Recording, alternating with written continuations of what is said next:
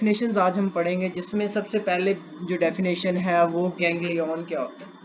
अब लास्ट में मैंने बताया था कि ब्रेन हमारा ना अकेला जो है ना वो इतने ज़्यादा काम जो है वो नहीं कर सकता।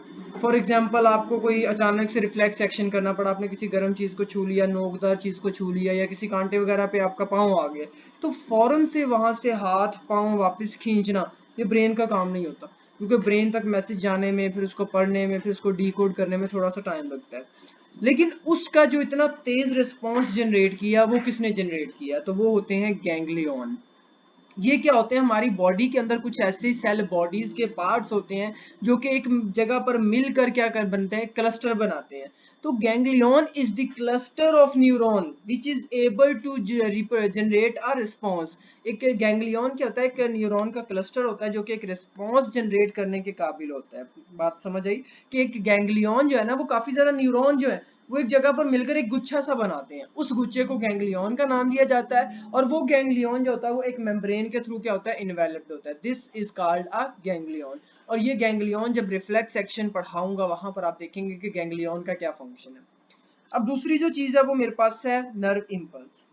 अब नर्व इम्पल्स क्या होती है, nerve impulse is a wave of electrochemical changes. एक इलेक्ट्रोकेमिकल चेंजेस की एक वेव होती है जिसे नर्व इम्पल्स का नाम दिया जाता है, that travels along the length of neurons, जो पूरी न्यूरॉन्स की लेंथ में क्या करती है, ट्रेवल करती है। और आपका जब मैसेज जाता है वो मैसेज कहाँ से जाएगा, आपकी नर्व इम्पल्स के थ्रू जाएगा। तो वो नर्व इम्पल्स क्या करती है, आपके मैसेज को लेके जाती है, कहाँ से लेके जाती है, आपके रिसेप्टर से कहाँ तक लेके जाती है, इफेक्टर्स की तरफ जाती है। तो नर्व इम्पल्स न्यूरॉन्स के अंदर ट्रेवल करती है, लेकिन ये खुद क्या होती है, एक इलेक्ट्रोकेमिकल चेंज होता है।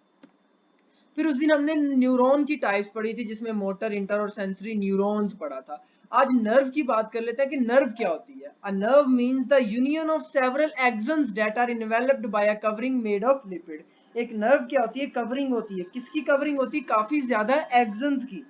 A neuron is a covering of axons that are enveloped by a covering made of lipid, जो कि envelop होती है किससे, एक कवरिंग से, जो किसकी बनी होती है, लिपिड की बनी होती है। अब नर्व की अगर टाइप्स की बात करें तो नर्व भी कितनी टाइप्स की होती हैं, 3 टाइप्स की होती हैं। सेंसरी नर्व्स होती हैं, मोटर नर्व्स होती हैं और मिक्स्ड नर्व्स होती हैं। अब बात करें सबसे पहले सेंसरी नर्व्स की, तो sensory nerves contains the actions of sensory neurons only. जो हमारी सेंसरी नर्व्स होती हैं उस सेंसरी नर्व्स के अंदर एक्सन्स होंगे, और किसके एक्सन्स होंगे, सेंसरी न्यूरॉन्स के एक्सन्स होंगे। इसी तरह अगर बात करें मोटर नर्व्स की, तो motor nerves that contains the action of motor neurons only. Motor neurons ऐसी न्यूरॉन्स होती हैं जिनके अंदर क्या होते हैं, मोटर न्यूरॉन्स के एक्सन्स होते हैं। एंड बात करें मिक्स नर्व्स की, तो मिक्स नर्व्स वो वाली नर्व्स होती हैं जिनके अंदर क्या होता है, सेंसरी और मोटर न्यूरॉन्स के एक्सन्स पाए जाते हैं। तो ये 3 टाइप्स ऑफ नर्व्स होती हैं, सेंसरी नर्व्स होती हैं, मोटर नर्व्स होती हैं एंड मिक्स नर्व्स होती हैं। यहाँ तक अगर किसी को कोई कंफ्यूजन या क्वेश्चन हो तो वो मुझसे पूछ सकता है। आगे जो हमारा टॉपिक है वो क्या है, हमारे पास ब्रेन या नर्वस सिस्टम है। जिस नर्वस सिस्टम में मैंने आपको शुरू में बताया था कि वो नर्वस सिस्टम 2 हिस्सों में क्लासिफाई किया जाता है। आज हम उसकी सारी क्लासिफिकेशन पढ़ेंगे। क्लासिफिकेशन में क्या है, हमारे पास जो हमारा नर्वस सिस्टम है उसको 2 हिस्सों में डिवाइड किया जाता है। एक वो नर्वस सिस्टम जिसमें हमारी ब्रेन और स्पाइनल कॉर्ड आ जाती है, और दूसरा वो नर्वस सिस्टम जिसमें हमारी जो न्यूरॉन्स वगैरह वो आ जाती हैं। तो हमारे पास पेरिफेरल नर्वस सिस्टम होता है और सेंट्रल नर्वस सिस्टम होता है। सेंट्रल नर्वस सिस्टम में हमारे पास क्या होता है कि 2 हिस्से आते हैं, ब्रेन आता है और स्पाइनल कॉर्ड आता है। और पेरिफेरल नर्वस सिस्टम में क्या आता है, मोटर न्यूरॉन्स आ जाती हैं और सेंसरी न्यूरॉन्स आ जाती हैं। सेंट्रल नर्वस सिस्टम में ब्रेन के आगे फर्दर पार्ट्स हैं जो हमने बाद में पढ़ने हैं, और स्पाइनल कॉर्ड में भी अब आगे स्पाइनल कॉर्ड के कुछ पार्ट्स हैं वो हमने बाद में पढ़ने हैं, टॉपिक वाइज पढ़ेंगे। अब नर्वस सिस्टम में अगर बात करें पेरिफेरल नर्वस सिस्टम की, तो पेरिफेरी का मतलब होता है साइडों पे।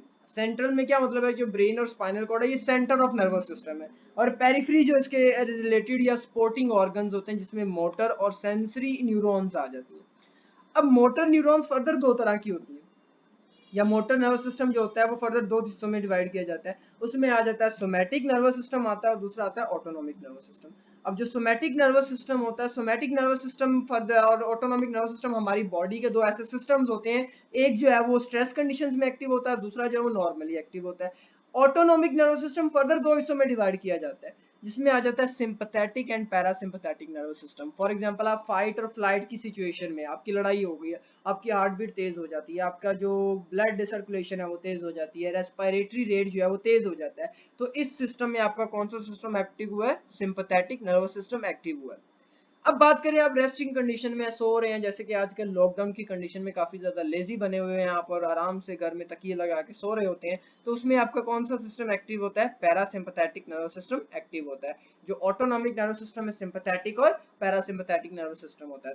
Sympathetic fight and flight condition या स्ट्रेस कंडीशन में एक्टिव होगा, और पैरासिम्पथेटिक नर्वस सिस्टम जो है वो रेस्टिंग कंडीशन के अंदर आपका क्या होगा? एक्टिव होगा। तो ये था क्लासिफिकेशन ऑफ नर्वस सिस्टम, कि नर्वस सिस्टम को कितने हिस्सों में क्लासिफाई किया जाता है। मेजरली दो हिस्से, कौन कौन से? Central nervous system, peripheral nervous system.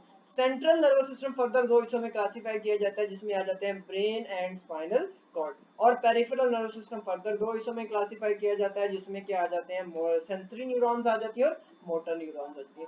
Motor neurons वाला जो सिस्टम है उसको फर्दर दो हिस्सों में क्लासिफाई किया जाता है, जिसमें सोमैटिक और ऑटोनॉमिक नर्वस सिस्टम आ जाता है। और ऑटोनॉमिक नर्वस सिस्टम को फर्दर दो हिस्सों में क्लासिफाई किया जाता है, जिसमें आ जाता है आपका sympathetic nervous system and parasympathetic nervous system.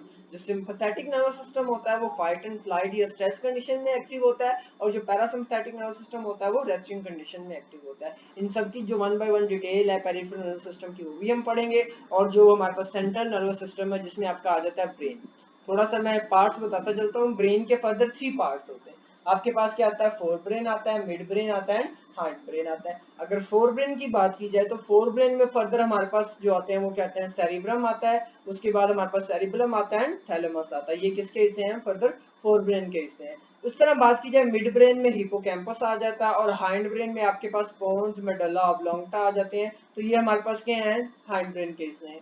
अब बात करें स्पाइनल कॉर्ड को, फर्दर दो हिस्सों में क्लासिफाई किया जाता है। स्पाइनल कॉर्ड में स्पाइनल कॉर्ड का व्हाइट मैटर आ जाता है, और स्पाइनल कॉर्ड में ही स्पाइनल कॉर्ड का ग्रे मैटर आता है। दो पार्ट्स होते हैं, व्हाइट मैटर जो और ग्रे मैटर जो होता है। तो ये हमने क्लासिफिकेशन आपने अच्छी तरह याद करनी है। पेपर में एक दफा फ्लो चार्ट आया था कि draw the classification of the